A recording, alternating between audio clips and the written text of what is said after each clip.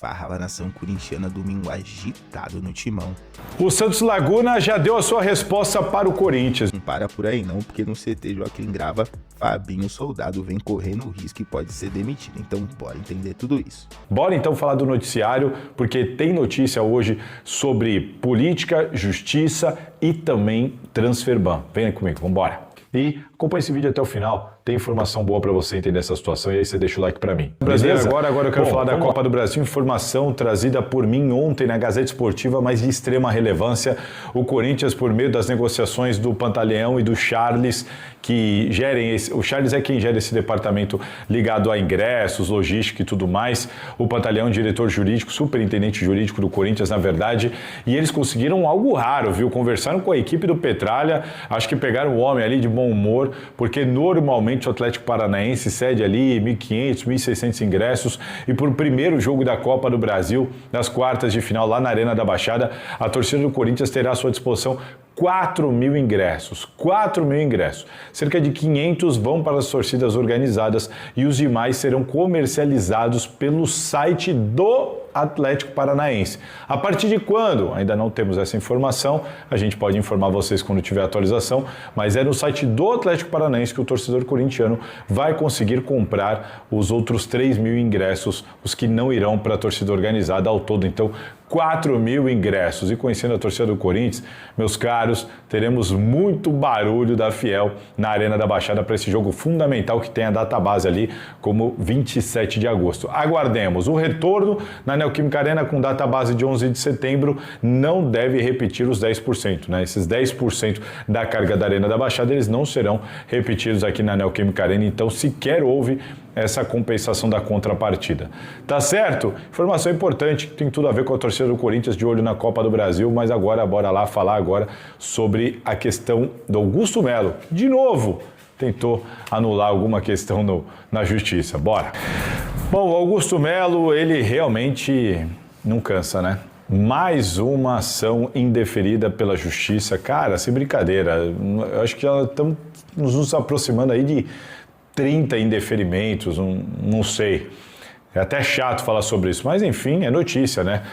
Dessa vez ele tentou anular o processo penal por suposta irregularidade nos trabalhos do GAECO e da Polícia Civil. Resumindo para vocês, ele, enfim, alega ali supostas irregularidades no trabalho que foi feito pela promotoria do Ministério Público, né? Representada pelo promotor do GAECO, o Juliano Atoge, e também o trabalho do Thiago Fernando Correia, o delegado da Polícia Civil. Ele alega ali algumas irregularidades que, no entendimento da defesa do Augusto Melo, deveriam culminar com a anulação do processo penal, que ele está sendo processado por associação criminosa, furto qualificado e lavagem de dinheiro. Teve os bens sequestrados e também vai ter que se juntar aos demais indiciados para ressarcir o Corinthians em 40 milhões de reais.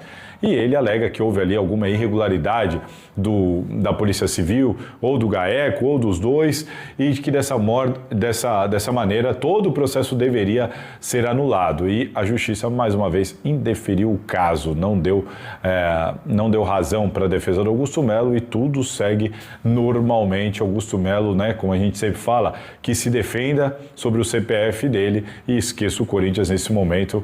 Aparentemente, no Corinthians, sobre a questão dele ter sido empichado definitivamente, aparentemente, pelo menos por enquanto, não se houve notícia de nenhuma ação para tentar anular a decisão dos sócios do Corinthians. E aquilo que eu sempre falo, não dá para alegar que é algo político, né?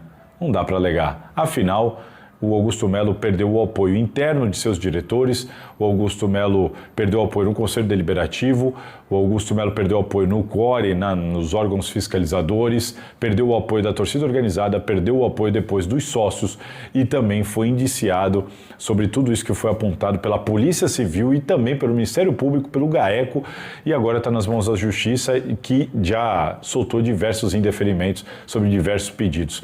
Ou seja, Não dá para dizer que é algo político, está muito acima disso, está muito além disso, a não ser que o Augusto Melo acredite num grande esquema, né, numa grande teoria da conspiração, onde todos os órgãos públicos internos do Corinthians, aliados aos sócios do clube e a justiça brasileira, está todo mundo envolvido para causar problemas ao Augusto Melo, para incriminar o Augusto Melo, né? Tem que ser muito inocente, mas ainda tem quem defenda. Bom, seguimos. A notícia agora é também sobre política, mas sobre o cenário que se aventa para as eleições indiretas do Timão. Bora lá. Bom, gente, é o seguinte, foi marcada a reunião no Conselho Deliberativo, a votação, na verdade, a eleição indireta para o dia 25 de agosto. Hoje é dia 16 de agosto, então daqui a 9 dias a gente vai ter essa eleição indireta. O Romeu Thuma Júnior cumprindo aquilo que ele prometeu, falou que marcaria rápido, que não deixaria o clube ficar sangrando por muito tempo. E o que eu tenho de novidade sobre isso? Bom, dia 25 de agosto, então, eleição indireta. Como eu disse para vocês, só os conselheiros é que votam, mas para se candidatar à presidência do Corinthians para cumprir um mandato tampão que vai até dezembro de 2026, o sócio do Corinthians tem que preencher aqueles requisitos de ter passado por 2 mandatos de conselheiro, tá com tudo em dia, tudo certinho, aí ele pode se candidatar mesmo que ele não seja conselheiro nesse momento. Beleza. Até quando vai o prazo de inscrição? Na nota do Corinthians está escrito que isso ainda não foi definido e em breve nós teremos informações e novidades sobre isso. Importante saber, né, porque a eleição é agora, dia 25 de agosto, até quando vai poder, né, inscrever candidaturas ali? Vamos ter que aguardar e esperar essa novidade. Mas no dia 25 de agosto, o Conselho do Corinthians vai votar e definir quem vai ficar com esse mandato aí até o final de 2026. Por enquanto, nós temos estamos cientes que o Osmar Stabile vai concorrer, nós estamos cientes também que o Antônio Roque Cittadini vai concorrer e também cientes de que o André Castro, e não Costa, como eu falei da última vez, o André Castro também vai concorrer. Existe a possibilidade de uma outra via. Ilmar Schiavenato é um dos nomes que politicamente, internamente nos bastidores se conversa, e até um outro nome que não o do Ilmar, mas tem gente conversando sobre o que eles chamam de terceira via. E falo terceira via porque entendem que só Cittadini e Osmar teriam possibilidades nesse momento. O André Castro é visto como alguém praticamente sem votos, apesar que tem uma informação aqui, atenção, informação exclusiva. A base de apoio do Augusto Melo, a base que apoiou o Augusto Melo, esteve com ele até o final, eles vão votar no André Castro, tá? A base de apoio do Augusto Melo está com o André Castro. André Castro tem o apoio de Augusto Melo e de seus pares. O Antônio Roque Cittadini procura apoio em outras alas. O Osmar Stabile também recebeu recentemente o apoio maciço da Chapa 82, o movimento Corinthians Grande, por meio do vice-presidente Armando Mendonça, e também está negociando seus apoios em outras chapas. E é isso. A gente vai ter que aguardar para ver qual que é a movimentação. O Osmar Stabile corre risco, porque, como eu disse aqui num outro vídeo, esse apoio da 82 dá a ele um apoio, mas também dá a ele uma rejeição grande, porque tem muita gente que quer apoiar o Osmar, mas não quer apoiar a 82, não gosta desse vínculo. Enfim, é algo que eu expliquei no outro vídeo, é só vocês assistirem aqui, mas ficam essas duas informações novas. André Castro tem o apoio do pessoal do Augusto Melo e talvez surja um novo nome, que pode ser o Ilmar Schiavenato, ou um nome que não ele, mas um novo nome para essa eleição, que ainda não tem a data das inscrições, a data limite para as inscrições, tem a data da votação, que não vai votar só o presidente, que vai ficar até o final de 2026. Vai votar também o novo vice-presidente do Conselho Deliberativo, já que o Robertson Medeiros, o Dunga, pediu o afastamento. Quem for eleito vai ser vice-presidente do Conselho Deliberativo e automaticamente ganha cadeira no CORE e também assume a presidência da Comissão de Ética, um dos cargos talvez o mais importante nesse momento histórico do Corinthians, porque é a Comissão de Ética que vai ter que dar andamento e investigar, apurar questões que estão na Comissão de Ética há anos e outras que entraram agora. E aí eu falo sobre André Sanches, o Duílio, caso ainda seja inserido na Comissão de Ética, por enquanto não foi, sobre o Rosala, sobre Armando, sobre o Rubão, sobre o Mané da Carne, que está lá há anos.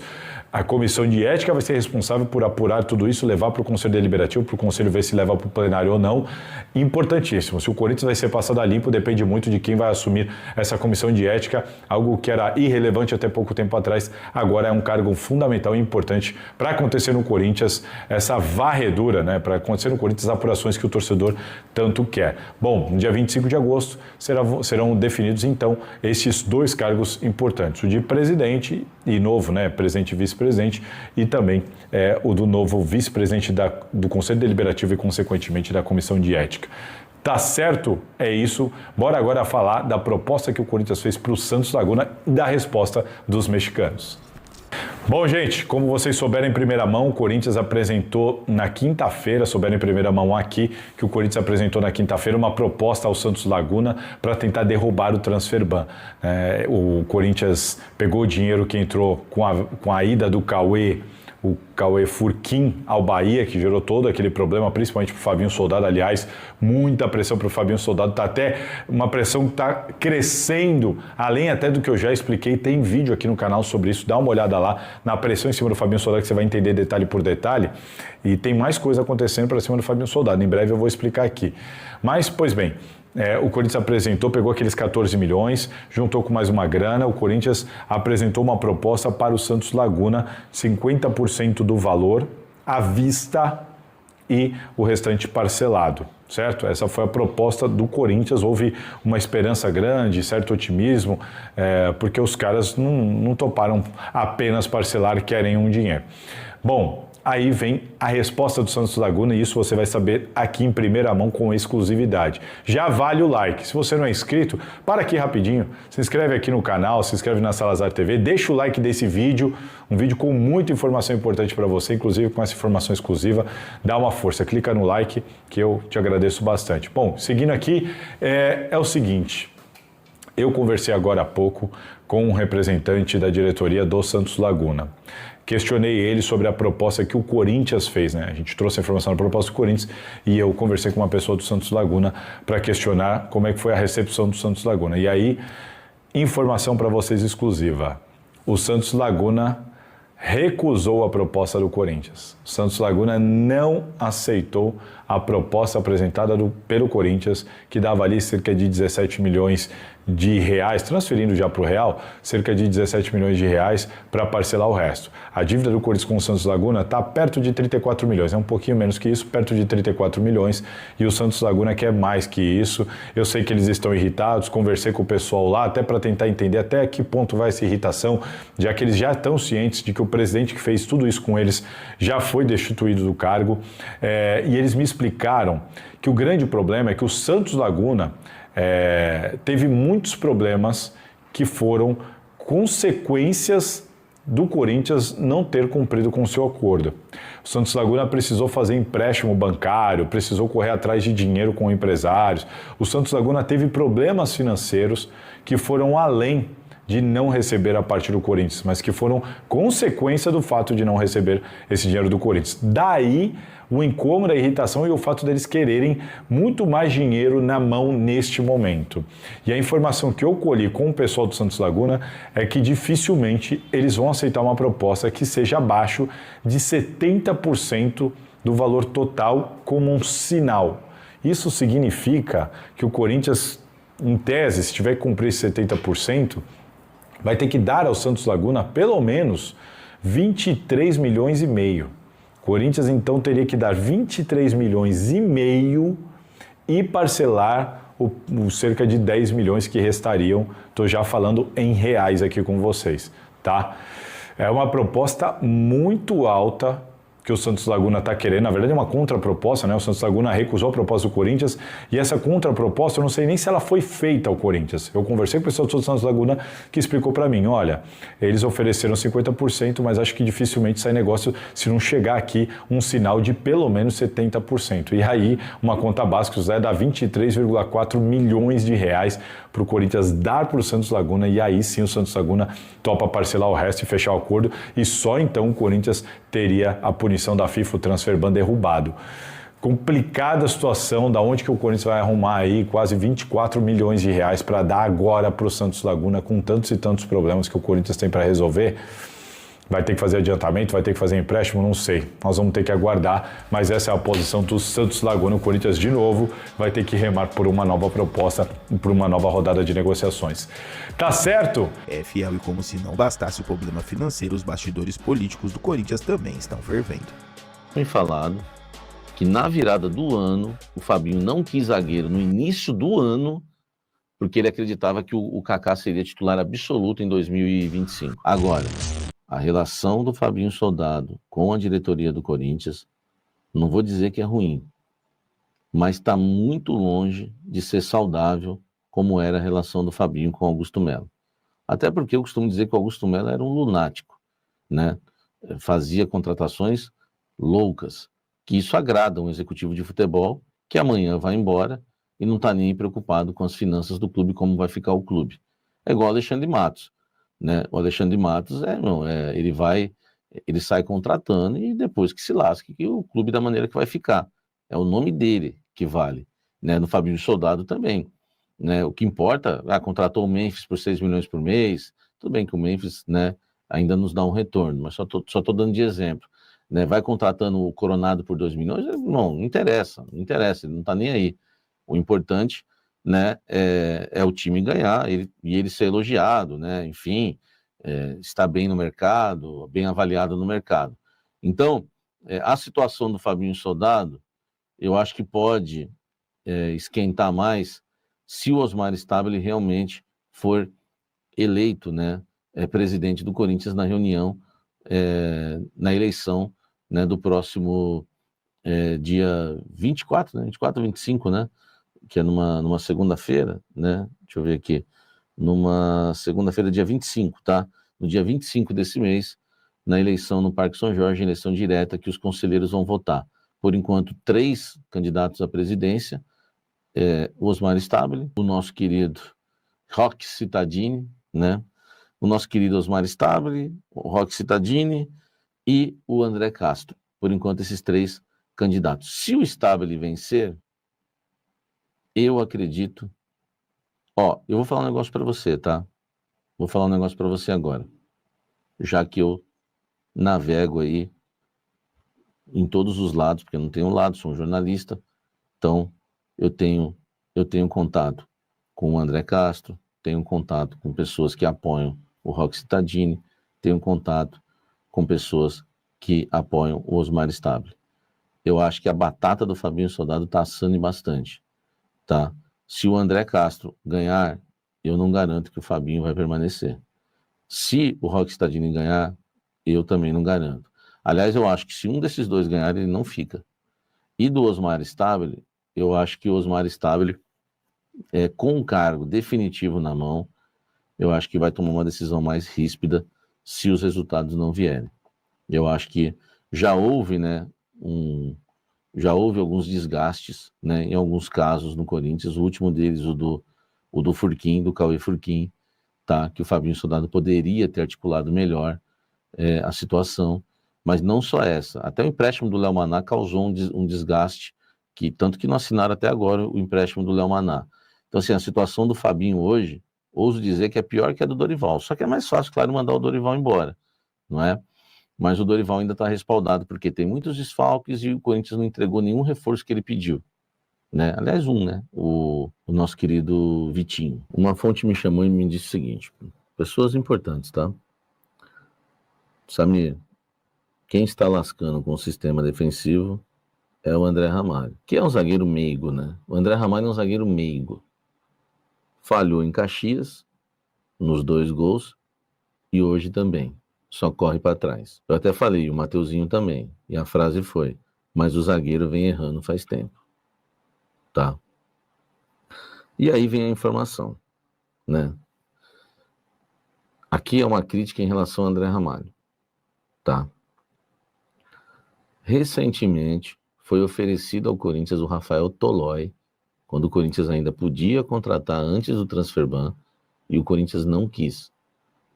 Além do Rafael Tolói, foi oferecido... Parece que o São Paulo encaminhou a contratação, né? A fonte está me dizendo aqui. Parece que o São Paulo, não sabia disso. Parece que o São Paulo encaminhou a contratação do Tolói, né? Eu não sei se serviria, se ajudaria o Corinthians. Quantos anos tem o Tolói também, né? Não ia ajudar muito também. Mas foi oferecido ao Corinthians também o zagueiro Luizão.